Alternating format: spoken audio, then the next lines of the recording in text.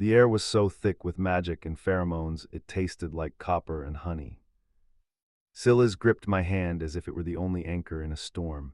He pulled himself up, using the sofa and my body for leverage until he was hovering over me.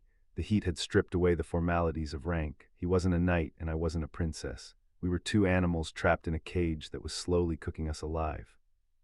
Juliette, he breathed, his name for me sounding like a prayer. He straddled my lap, his heavy thighs bracketing mine, careful not to put his full weight on me, but close enough that I could feel the radiant furnace of his body. His hair dripped sweat onto my collarbone. Silas, you need to lie down, I tried to say, but my voice was a traitorous whisper. I brought my hands up to push him away, but instead, my fingers curled into the damp hair at the nape of his neck.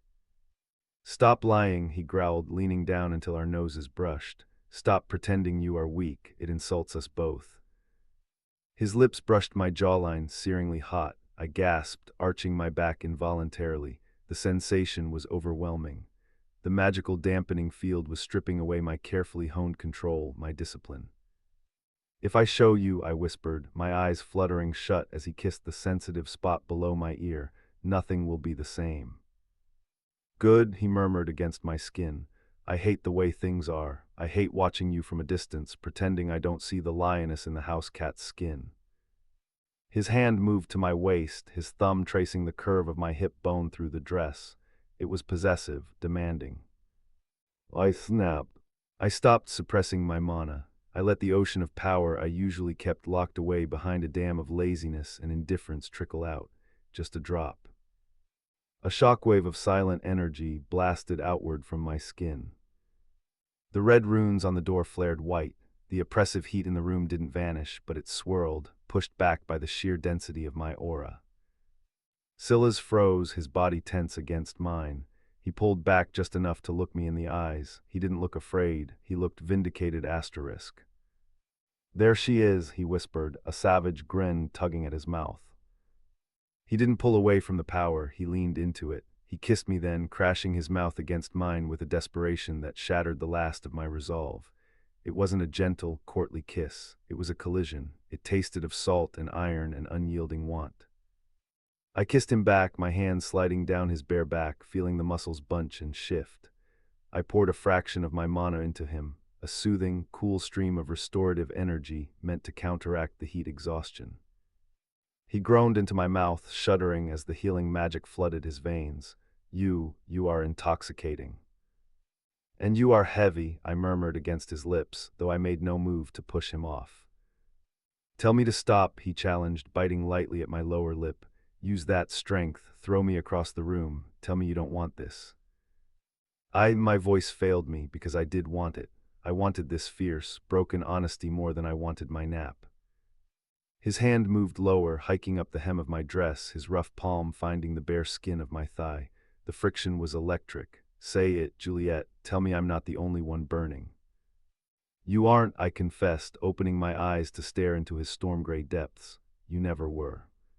He looked as though he might devour me whole. He leaned in, his forehead resting against mine, our breaths mingling in the superheated air. The tension was a pulled bowstring ready to snap. And then the glass shattered. Not the window to the courtyard, the skylight. Whatever durability spell Miriam had cast on the windows, she had neglected the ceiling. With a deafening crash, shards of reinforced glass rained down around us. Silas was moving before the first shard hit the floor. He threw his body over mine, shielding me from the glass, shielding me from the threat. Two figures dropped from the ceiling, landing in a crouch amidst the debris. They were dressed in black stealth gear, faces obscured by masks, holding daggers that dripped with a familiar, viscous green liquid, wyvern venom. "What's that?" "Target located," one of them rasped. "The Knight Commander is incapacitated. The princess is unsecured." Silas snarled, rolling off me and snatching up his sword from where it had fallen.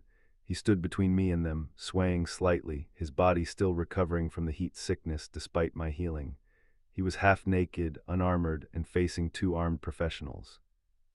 "Touch her," Silas growled, his voice pure steel, "and I will flay the skin from your bones."